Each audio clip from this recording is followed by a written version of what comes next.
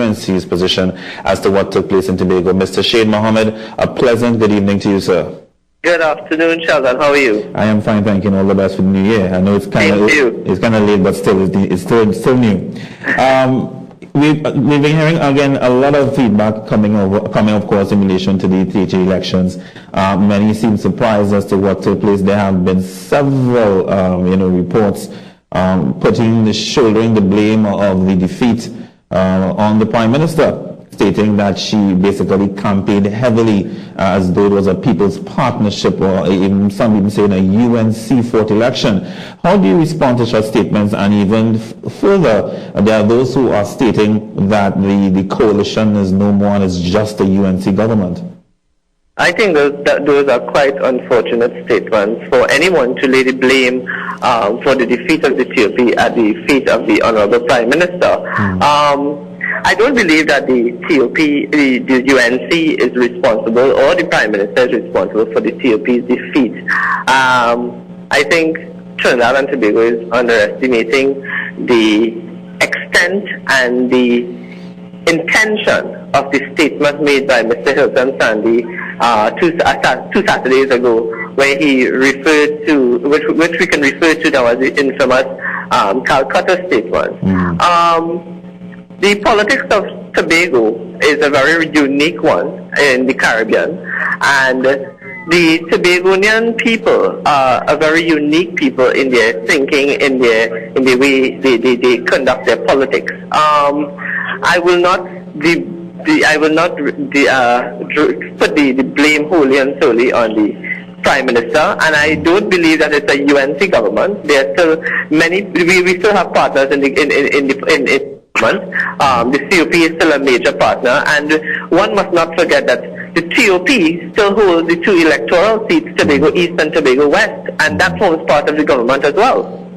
Now, the argument that was raised, as you're on that point, the argument that was raised by Senator Terence Yalsing yesterday was that when you look at the COP, he's saying that, listen, there are some members of the COP who are speaking more on UNC platforms now, and he also made the point that in terms of the TOP, because of the defeat that took place on Monday, it seemed as though now that the THA is controlled by the PNM, the TOP's say in Tobago has somewhat diminished. How do you respond to that? And that was his argument for the whole fact that, we're now looking more at a UNC government. Well, my first question would be to Senator Yalsing is, was he in Tobago for the campaign at any point in time?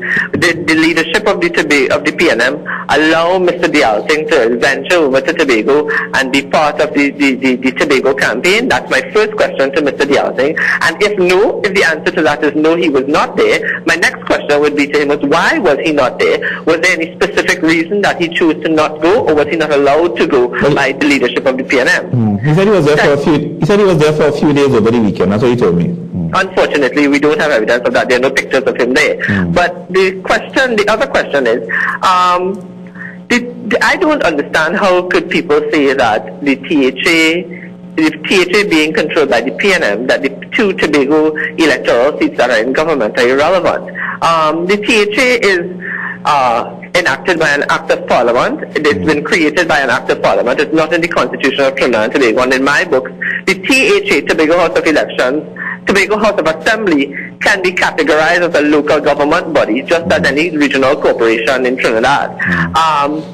If one looks at how the politics goes in Trinidad with regard to local government elections as opposed to general elections, there are some seats that are currently held by the PNM in constituencies that are governed by UNC or COP MP.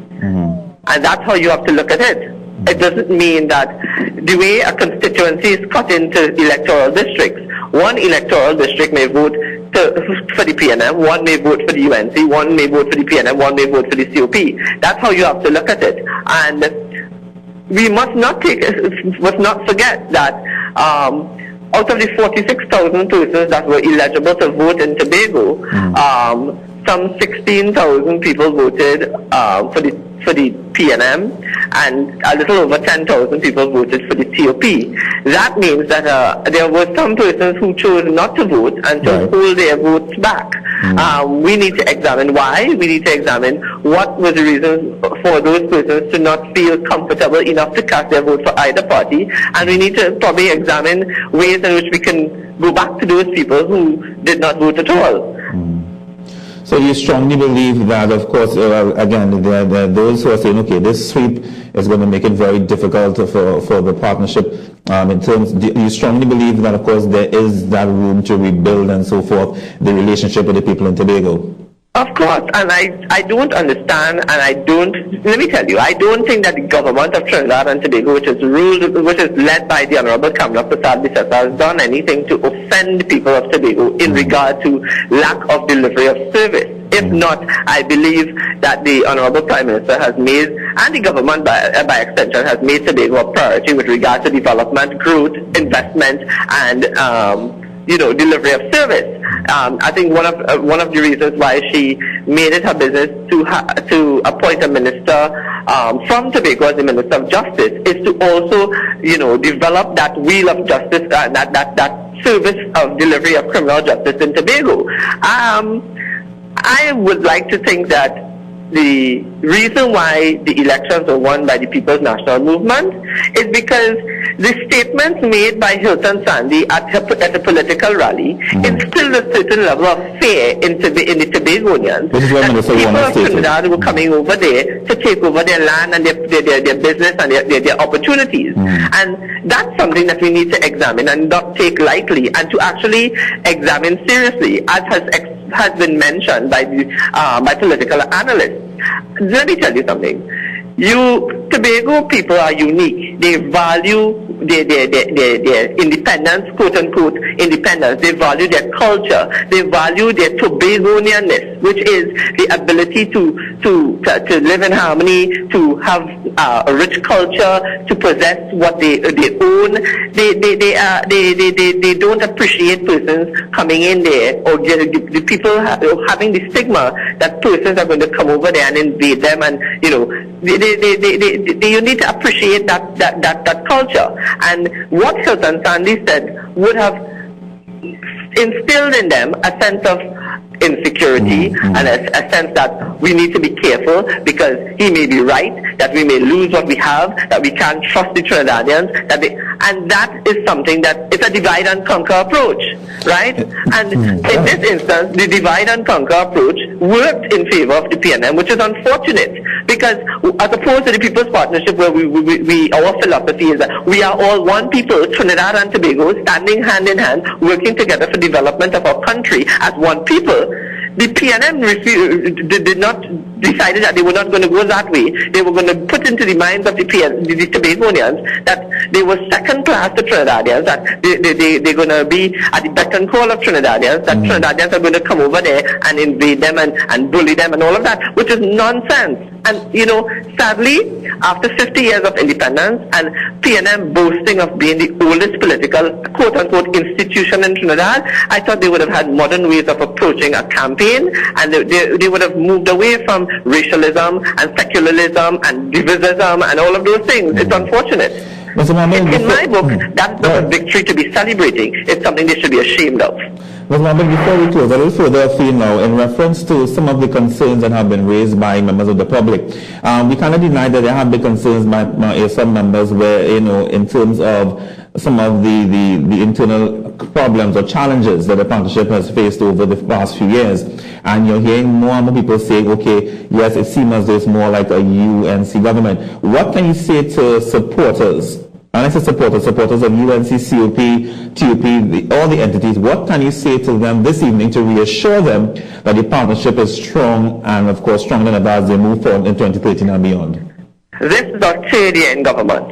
We came together. You have to take into consideration, I am talking about everybody across the board, TOP, COP, NJAC, UNC, and also to those persons who will have not agreed with the actions of the MSG, that we came together as a people with one goal, which was to remove the PNM and to rebuild our economy, rebuild our social services, rebuild the delivery, rebuild ourselves as a people, rebuild the treasury, right? We came together with one goal.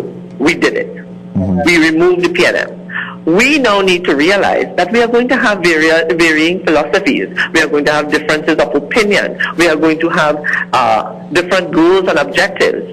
But we need to understand that having a partnership of 4 parties coming together to form a coalition government is a very unique thing in the system of politics.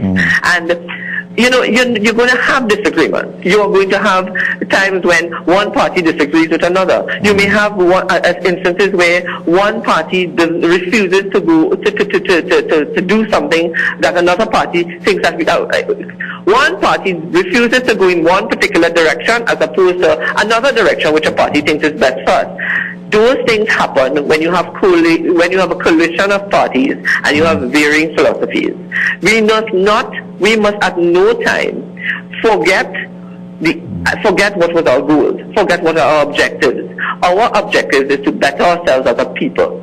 I want all Trinidadians and Tobagonians who are members of the TOP, the COP, the MSJ, the NJAC, and even those who don't agree with the philosophies of the PNM, to sit back and look at the state of affairs now. In 2013, where are we now? Where would we have been had the PNM been in power?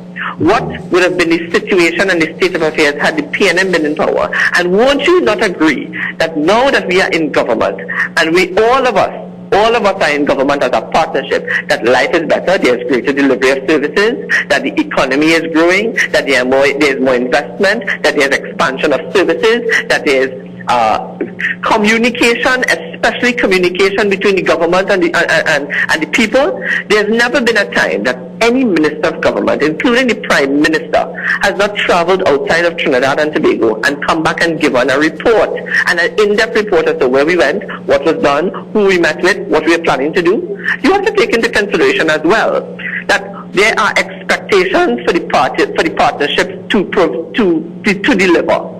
But you must not forget that when we came into government, we received on the desks of probably the Prime Minister and all ministers of government bills that needed to be paid, bills that would have not been paid, IOUs that were outstanding. We were faced with situations where we needed to refocus and see where we were at. We needed to assess the situation, and that you have to take into consideration as well, that those are things that we need to do before we actually move to the next step. We need to assess what the PNM was doing, what they did, how they did it, how they spent, what they spent, how much they spent, what they did not spend, what they should have spent, right? We need to take all of those things into consideration, and those things take time. And we first need to, and that is what has happened. We first need to assess, to pay where we needed to pay, to settle bills where it needs to be settled before we can embark on other projects. I think we should be very proud of ourselves that there is delivery of services in social development and the people. We are seeing that there's work to be, they're finishing work in a hospital. They must not forget that while it is that the PNM government took so many years to build a hospital, the People's Partnership made it their business and a priority to ensure that the hospital in Tobago was operational, open, and available to the people of Tobago. Okay.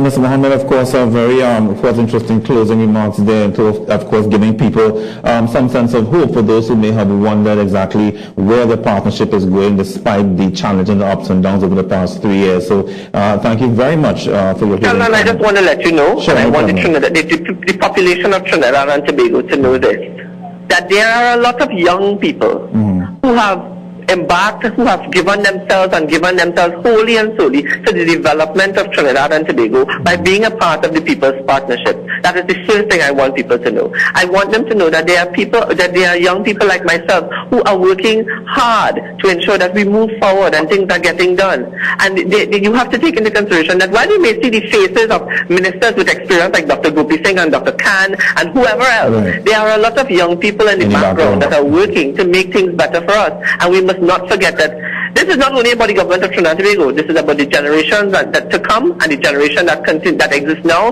that has committed themselves for a better Trinidad and Tobago. All right, thank you very much, Mr. Sheikh Mohammed, for your time this evening. Thank you very much. Take care. All right, Temporary Senator, and of course, IRO of the UNC, Mr. Shane Mohammed, giving us some perspective from the UNC's position as to what took place in the Big One. He agrees, he echoed the sentiments of Minister Warner that, of course, the PNM played the fear factor card, and well, stating that, well, it basically went in their favor. Let us go a couple of texts here quickly before we take the break and come back with the headlines. Those that I can't read. So what boat did Senator Dial Singh come off? The Chinese, Santa Cruz was on spot, she's right. How the THA going to get Calcutta ships and passengers to go back to Tobago? Again, the Calcutta statement is coming very popular.